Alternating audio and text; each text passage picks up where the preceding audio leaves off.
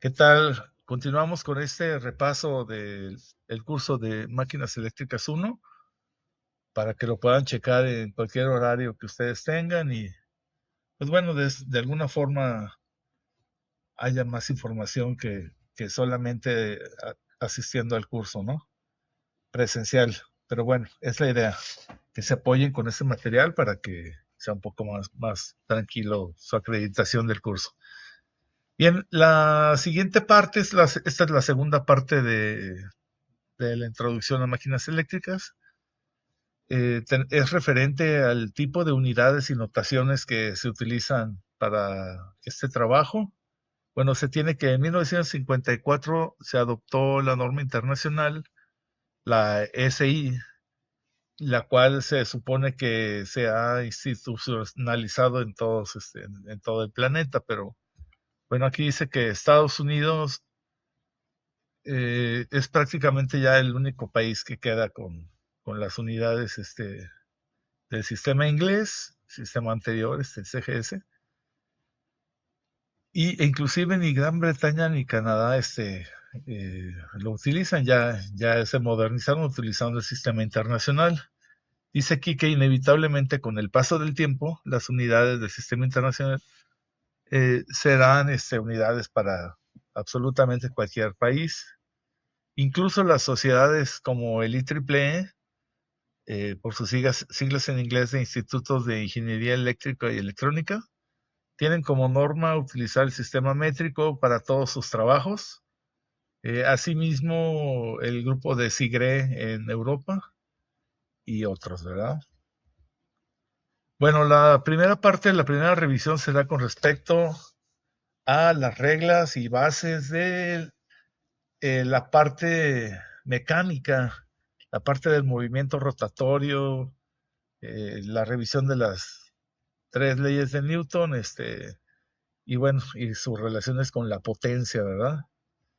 En esta parte del libro se describe que eh, estas unidades, para uno definir una fuerza, conviene utilizar un vector y ese vector tiene una magnitud, dirección y sentido alrededor de las tres dimensiones. Quiere decir que puede estar girando y cambiando su velocidad en cualquier ángulo, como si fuera la descripción de un vehículo aéreo, de una aeronave militar, por ejemplo, que puede cambiar muy rápidamente de un instante a otro a velocidades muy altas, ¿no?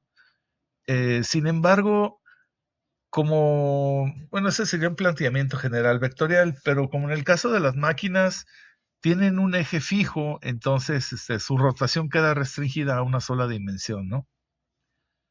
Dice aquí también que con relación a uno de los extremos del eje de la máquina, la dirección de rotación puede ser descrita en el sentido positivo de las manecillas del reloj o en el sentido contrario, ¿verdad? Tienen por ahí el término de sentido de extrógiro, ¿no? Exógiro y destrógiro, pero bueno.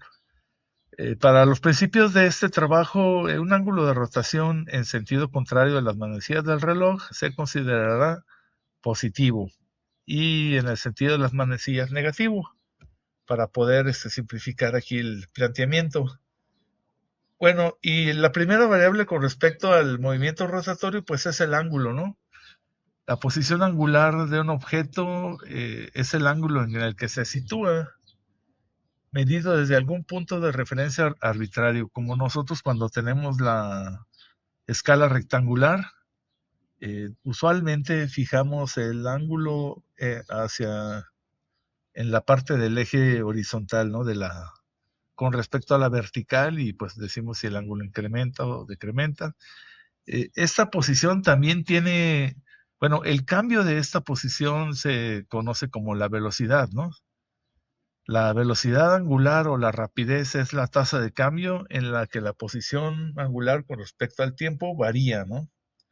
Ahí tenemos la expresión 1,1 donde vemos que el cambio de desplazamiento de la línea R con respecto al tiempo es la velocidad para una distancia, para una velocidad lineal. Y en la 1,2 tenemos la velocidad angular, donde la variable θ en el numerador de la 1,2 es es la posición del ángulo, y omega es la variación de ese ángulo nuevamente con respecto del tiempo, ¿no? Entonces son dos cantidades que son equivalentes, una es velocidad lineal y la otra es velocidad angular. Asimismo, tenemos el concepto de aceleración lineal, que sabemos que es el cambio de la velocidad con respecto del tiempo, y la aceleración angular, el cambio de omega con respecto del tiempo. Ambas cantidades son muy necesarias para poder continuar con el análisis de máquinas. El par es la fuerza aplicada a un objeto que ocasiona que éste se mueva o no. Obviamente esto depende de la posición, de la distancia, del ángulo, de diferentes cosas. Enseguida vamos a aclarar cuál es el concepto de par. Dice aquí que cuanto mayor sea la fuerza aplicada al objeto, más rápidamente cambiará su velocidad. Sin embargo, el punto de aplicación de esta fuerza es definitivo, ¿no? Si uno lo empuja sobre el eje central, no va a haber movimiento alguno. Sin embargo, hacia uno de sus extremos de un cilindro imaginario, pues tendremos la mayor velocidad. En el movimiento rotatorio existe un concepto similar. Cuando un objeto rota, su velocidad angular permanece constante a menos que se ejerza un par sobre él. Cuanto mayor sea el par aplicado al objeto, más rápidamente cambiará su velocidad angular. Entonces, vamos a aclarar esto. Veamos la imagen del lado izquierdo, que es el primer caso que les contaba. Si aplicamos una fuerza en un punto central de este cilindro con respecto al círculo en color negro que está en el centro, pues obviamente no obtendremos ningún movimiento, es decir, el par aplicado sobre esa vertical es cero.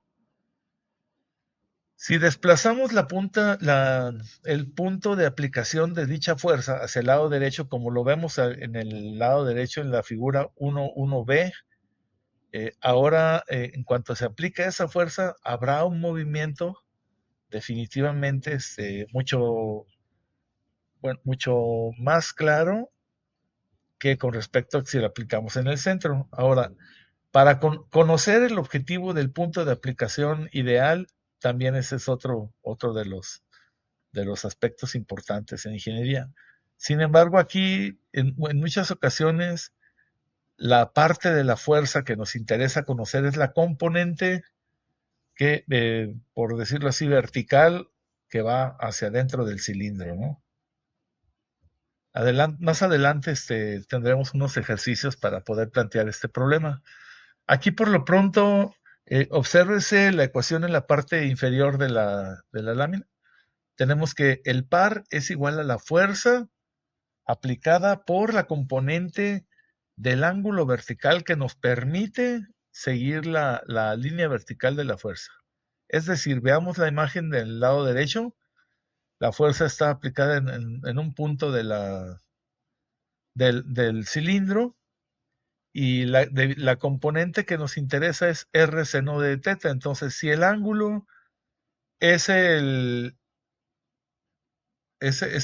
opuesto a la vertical, entonces tendríamos que aplicar ahí la descomposición de la vectorial, ¿no? Es decir, aquí sería R seno de teta por la fuerza, por la intensidad de la fuerza F. Es básicamente esas dos cosas de la que depende el par aplicado o acción de torsión. Bueno, a continuación viene aquí la descripción de la ley de rotación de Newton, mejor conocida como la ley de la inercia, donde fuerza es igual a masa por aceleración, y con esta podemos relacionar directamente la relación entre torque, momento de inercia y la aceleración. Es decir, podrían ser, son equivalentes la 1.7 y la 1.8 para sistemas angulares, ¿no? Entonces, aquí para calcular la fuerza de inercia, J, necesitaremos despejar torque entre la aceleración. Ese es el objetivo principal de esta parte. Y bueno, la definición de trabajo, decimos que es el movimiento rectilíneo de una fuerza aplicada a lo largo de la distancia, se expresa con la ecuación 1,9. Cuando la sumatoria es completa, es total de la fuerza, es decir, podemos omitir la integral y debido a que es la cantidad completa, total, tendríamos que trabajo, perdón, es igual a fuerza por el vector de R, en la distancia. La otra forma de visualizar esto para un movimiento rotatorio es en las expresiones 1,11 y 1,12, donde en la primer componente es la integral del torque en relación con el cambio del ángulo, y en la parte de abajo eh, tenemos que el trabajo es torque por el ángulo. Bien, la potencia es el siguiente concepto que debemos revisar. Para un